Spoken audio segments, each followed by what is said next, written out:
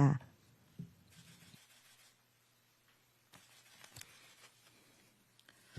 네, 5월 13일 금요일 중대본 브리핑 시작하겠습니다.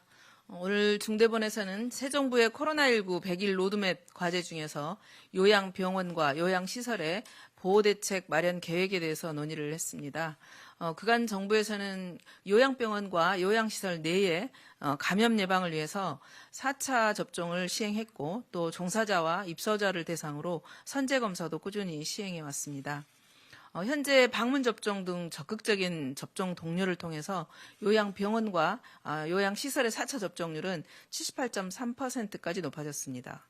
선제검사 등의 조치로 이들 시설 내에서 확진자 수가 크게 감소했지만 여전히 확진자 수는 지속적으로 발생하고 있는 상황입니다. 이에 신속하게 대응하기 위해서 요양시설 의료 기동 전담반 운영이라든지 또 치료제 최우선 공급 등의 조치 등은 그 조치 등을 통해서 감염 확산을 꾸준히 차단해 오고 있습니다. 이에 더해서 앞으로는 고위험군 보호를 더욱 강화하기 위해서 요양병원과 요양시설의 환경 개선 그리고 감염 관리 교육 등을 통해서 감염병에 대한 대응 역량을 더욱 강화해 나갈 계획입니다. 먼저 전체 요양병원 1,437개 중 환기시설 설치 의무가 없었던 2017년 2월 이전에 개설된 요양병원이 약 1,100여 개소가 됩니다. 이 부분에 대해서는 실태조사를 실시하고 이들 시설에 대한 환기시설에 대한 기준을 마련하도록 하겠습니다. 또 환기시설 설치에 드는 비용을 위해서 예산도 확보해 나갈 계획입니다. 환기 장치 등 설비 기준이 마련되어 있지 않은 요양시설에 대해서도 조속히 시설과 장비 등에 대한 실태조사를 실시하고 설비 기준도 정해나가도록 하겠습니다. 또한 의료법상 설치에 의무화되었던 요양병원 내에 감염관리위원회 또 감염관리 조직 구성 등 현황도 점검해 나가겠습니다. 이를 아직 설치하지 않은 병원 등에 대해서는 조직이 구성될 수 있도록 행정 지도를 하고 또 요양병원 인증 기준이라든지 또 감염 예방 관리료 등의 수가 기준과도 연동하여서 실시하도록 하겠습니다.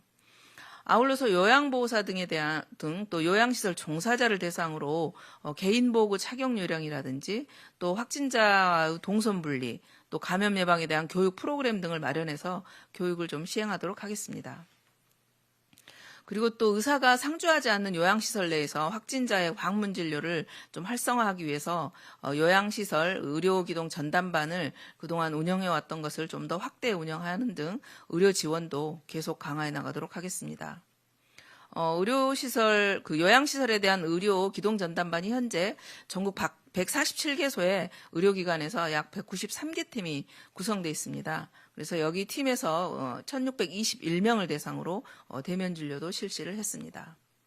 앞으로 이제까지 위험시설에 대한 과제들을 구체화하고 또 충실하게 이행하고 또한 감염에 취약한 요양병원, 요양시설 내에 고위험군 보호에 대해서는 더 많은 노력을 하도록 하겠습니다. 오늘 또 중대본에서는 포스트 오미크론 체계 하에서 해외 입국에 대한 관리 개편 방안에 대해서도 논의를 했습니다. 해외 입국 시에 검사 접근성 그리고 편의성을 높이기 위해서 해외 입국자의 입국 전 그리고 후 검사 방법과 또 만 18세 미만 예방접종 완료 기준을 개선하기로 하였습니다. 먼저 지금까지는 입국 전 검사 방법으로 48시간 이내에 시행했던 PCR 음성 확인서만을 인정해 왔었습니다. 그렇지만 앞으로는 24시간 이내에 시행한 전문가용 신속항원 검사 음성 확인서도 함께 인정하도록 하겠습니다. 또한 6월 1일부터는 해외에서 입국한 후에 1일차에 시행해야만 했던 PCR 검사 시기를 앞으로는 입국 후 3일 이내에 할 수 있도록 조정을 하고 또 입국 6일 내지 7일 이내에 의무적으로 시행해야만 했던 신속 항원 검사는 이제 의무가 아니고 권고로 변경합니다.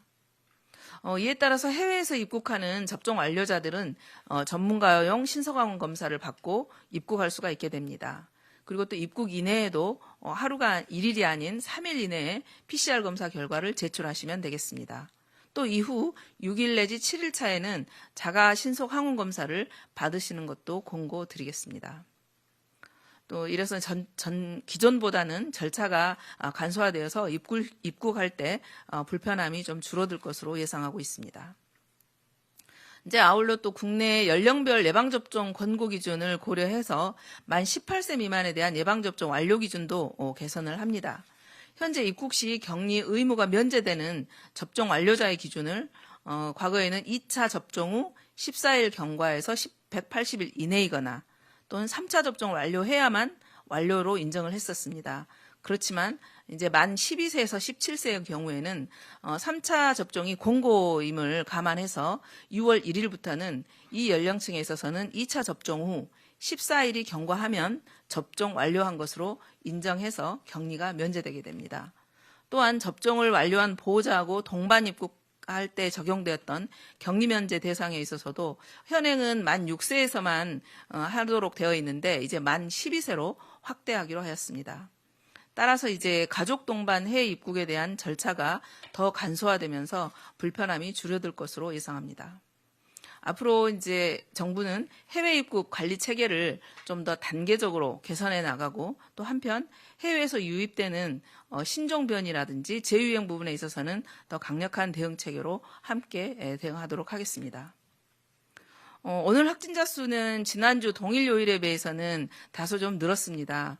이거는 지난주 경우 어린이날 그 연휴가 있었기 때문에 검사량 감소 효과가 있어서 오늘 확진자 수가 상대적으로 일시적 증가하는 양상을 보였는데요. 전반적으로는 감소하는 추세를 보이고 있습니다. 그렇지만 이런 감소세가 점차 좀 둔화되는 양상을 보이는 것이기 때문에 확진자 수가 앞으로는 정체 구간에서로 진입할 것이라고 예상하고 있고요. 이후 소규모의 등락을 거듭하지 않을까 생각하고 있습니다. 당분간 상당 기간은 코로나19와 함께 살아가야 한다는 거 함께 명심을 해야 될 것 같습니다.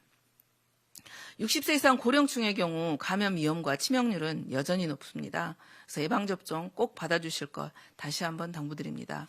주변의 가족 그리고 친지들께서도 어르신들 예방접종 받을 수 있도록 적극적으로 도와주시면 감사하겠습니다. 새로운 정부 출범과 함께 우리 새로운 일상 회복이 순조롭게 이루어지고 또 새로운 유행의 가능성에 대한 대처하기 위해서 빈틈없이 우리 정부도 최선의 노력을 다하도록 하겠습니다. 감사합니다. 네, 지금부터 질의응답 시간을 가지겠습니다.